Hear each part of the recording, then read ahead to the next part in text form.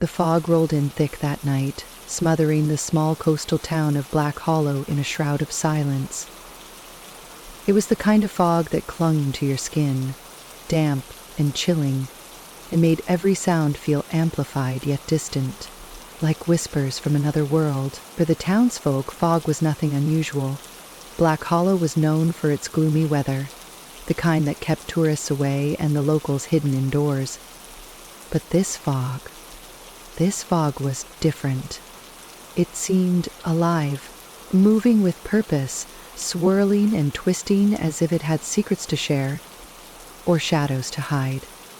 That night, 4 friends made their way to the old lighthouse perched on the edge of the cliffs. It was a dare, a silly challenge born out of boredom and bravado. But in Black Hollow, dares had a way of turning into something far more sinister. Jenna, the cautious one, spoke first. "I don't like this, guys. This fog, it feels wrong." Ethan laughed, brushing off her concerns. "Come on, Jenna, it's just fog. You're letting your imagination run wild." Maya chimed in with a smirk. "He's right. Besides, we promised we'd make it to the lighthouse and back." Liam, always the skeptic, added, "Exactly. Plus, it's not like anyone's lived in the lighthouse for decades. It's just an old, empty building." But then Jenna froze. "Did you hear that?" she whispered. Ethan glanced around. "Hear what?" Jenna insisted. "That. Whisper." The sound grew louder, unintelligible but haunting. Maya's smile faded. "Okay, now I hear it." "What the hell is that?" Liam shook his head, trying to stay calm. "Probably just the wind. Let's keep moving." The closer they got to the lighthouse, the louder the whispers became. Words they couldn't understand, spoken in voices that didn't sound entirely human. The air grew colder, the fog thicker, until it was hard to tell where the ground ended and the sky began. Finally, they reached the lighthouse. Jenna's voice trembled as she said, "We're here." Ethan forced a grin. "Great. Now, let's get inside, take a picture, and head back before we freeze to death." They stepped inside, their footsteps echoing on the wooden floors. The whispers now surrounded them, pressing closer. Maya shivered. "This place, it feels wrong, like it's watching us." Liam tried to look away from the windows like it's right, like it was just an old lighthouse. The door slammed behind them, and the whispers stopped. In the deafening quiet, they realized they were no longer alone. Something moved in the shadows, a shape that didn't belong, with eyes that glowed like embers in the dark. Panic set in as the whispers returned, louder and more insistent. Liam shouted, "Run!" but the fog outside seemed to push them back, trapping them in the lighthouse. What happened that night remains a mystery. Only one of them made it back to town, trembling and incoherent, muttering about the fog, the whispers, and the eyes in the dark. The survivor, Maya, spent months in a psychiatric ward, her mind fractured by the horrors she'd witnessed. She spoke of figures in the mist, of voices calling her name, and of something ancient and malevolent, dwelling in the lighthouse. Yet as time passed, Maya grew quieter, her stories less coherent, until she finally refused to speak of that night altogether. Years later, a group of paranormal investigators arrived in Black Hollow, drawn by the chilling tales surrounding the lighthouse. Armed with cameras, audio equipment, and boundless curiosity, they ventured into the fog, eager to uncover the truth. They never returned. To this day, the lighthouse of Black Hollow stands abandoned, its doors locked, its windows shattered, and on foggy nights, some say you can still hear the whispers, calling out for those foolish enough to listen. The town has learned to leave the lighthouse to the mist, and the mist, in turn, keeps its secret. Story number 2, a new horror story, The Shimmering Well. It started with a legend. Hidden deep within the woods of Eldermere lay an ancient well, one said to grant visions of the future to those brave enough to peer into its depths. But the people of Eldermere knew better than to go near it, for every vision came with a price, a piece of the soul, a memory, or worse, something nameless that haunted the seer for the rest of their days. For centuries, the well sat undisturbed, its dark waters glimmering under moonlight, its whispers carried on the wind. But one fateful autumn, a young woman named Clara ventured into the woods. She wasn't looking for the well. She didn't even believe in it. All she sought was a moment of solitude, away from the chaos of her life. Clara had always been a skeptic, dismissing the stories as mere superstition. Yet as she wandered deeper into the forest, she felt something change. The air grew heavier, the shadows darker, and the faint sound of water became impossible to ignore. She told herself it was just a stream, but her curiosity pulled her forward. When she found it, the well was not as she imagined. It wasn't overgrown with moss or surrounded by vines. Instead, it stood pristine, almost untouched by time. The stonework was smooth, carved with symbols she didn't recognize, and the water inside shimmered unnaturally, as though it held starlight. Clara had always been a skeptic, dismissing the stories as mere superstition. Yet as she wandered deeper into the forest, she felt something change. The air grew heavier, the shadows darker, and the faint sound of water became impossible to ignore. She told herself it was just a stream, but her curiosity pulled her forward. They weren't like the rustle of leaves or the sigh of wind. These were voices, many and overlapping, speaking in a language she couldn't understand. She should have run. Every instinct screamed at her to leave, but something held her there, a pull she couldn't resist. She gazed into the well. The water's surface shimmered, and the world around her seemed to fall away.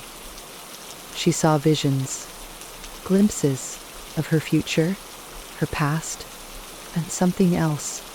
A figure, cloaked in shadow, standing behind her. When she turned, there was no one there. But the whispers didn't stop. They followed her as she ran, echoing in her mind, growing louder with each step. By the time she reached the edge of the forest, she was trembling, her thoughts fractured. The days that followed were a blur. Clara found herself haunted by the visions she'd seen. Faces she didn't recognize stared at her from mirrors.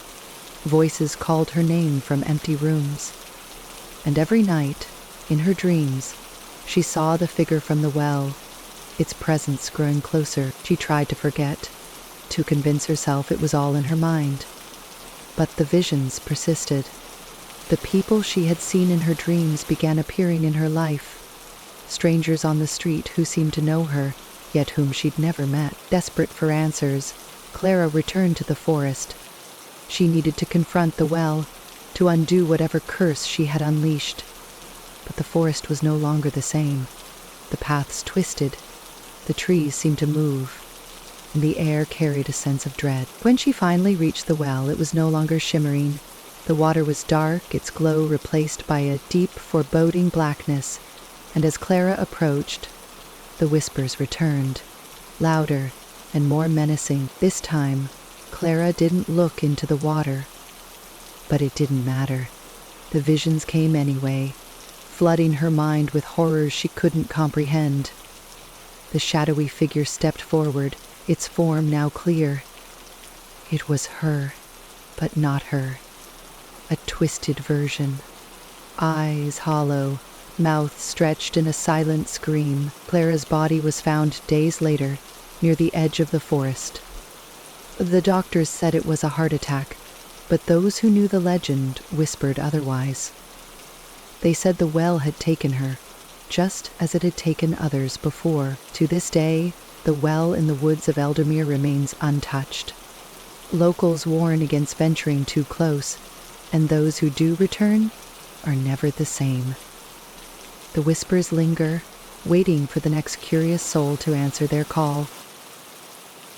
Another story, The clock that strikes 13. In the heart of a small, mist-shrouded village stood an ancient clock tower, its blackened spire reaching defiantly into the stormy sky. The villagers rarely spoke of the clock, for it carried with it a sinister reputation. Legends whispered of a cursed 13th chime that sounded only when the veil between the living and the dead grew dangerously thin. For years, the clock had been silent, its hands frozen at midnight, as though holding its breath. But on a cold and moonless night, the eerie clang of the bell echoed across the village, a mournful sound that sent shivers through the spines of even the bravest souls. Clara Marlowe, a curious and headstrong historian, arrived in the village just as rumors of the 13th chime spread like wildfire. She had heard tales of the clock in her youth, stories spun by her grandmother to scare her into behaving. But Clara was no longer a child, and she was determined to uncover the truth behind the cursed legend. The villagers warned her to stay away from the tower. It's been closed for decades, they said. No one dares to go inside. But Clara's fascination with the unknown burned brighter than their fear. Armed with a lantern and her grandmother's journal, which hinted at a mysterious connection to the clock, she set out to investigate. The tower loomed before her, its iron gate rusted but surprisingly unlocked. As Clara stepped inside, the air grew colder, and the faint scent of mildew and decay assaulted her senses. The interior was a labyrinth of shadows, the walls adorned with faded carvings of strange symbols and figures that seemed to move when the light flickered. Clara climbed the spiral staircase, her footsteps echoing ominously. The journal spoke of a hidden chamber beneath the clock, a place where time itself was said to unravel.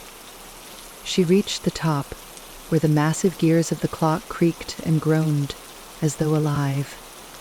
To her astonishment, the hands of the clock began to move, ticking forward with an unnatural cadence. The first chime rang out, deep and resonant, followed by a second.